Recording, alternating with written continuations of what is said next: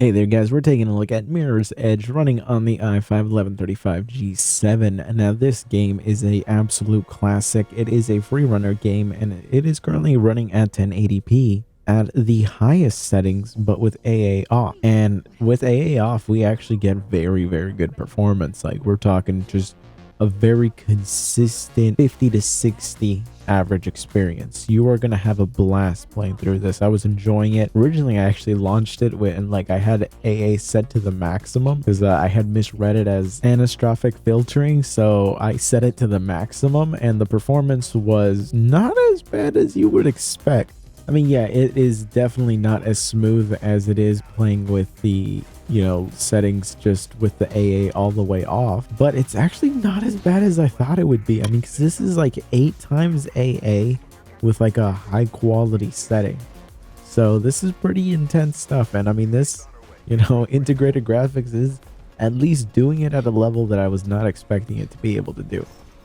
And just turning off anti-aliasing, which to be fair, I don't really think you need it that much on a 14-inch screen like this. You could pretty much safely get away with it. But overall, the performance in this game is pretty decent if you actually go with AA. Overall, though, I'm very happy with the performance of this game at the highest settings with, of course, AA off. This is how I would prefer to play it. This is how I was playing it.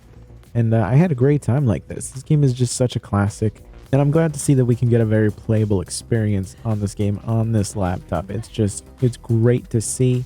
I have very little faith that the sequel is going to be able to perform anywhere near like this, but we're definitely going to give that a shot. That said, though, I mean, this is just one of those games where I'm happy to see that we can actually run it at max. And of course, it is a game from 2008. Not really that impressive that over a decade later, it can run on a computer, but I mean, it is also a chip that is super low power. I mean, I can guarantee you back then there was no one really playing Mirror's Edge at this frame rate on a chip that was only consuming 20 watts.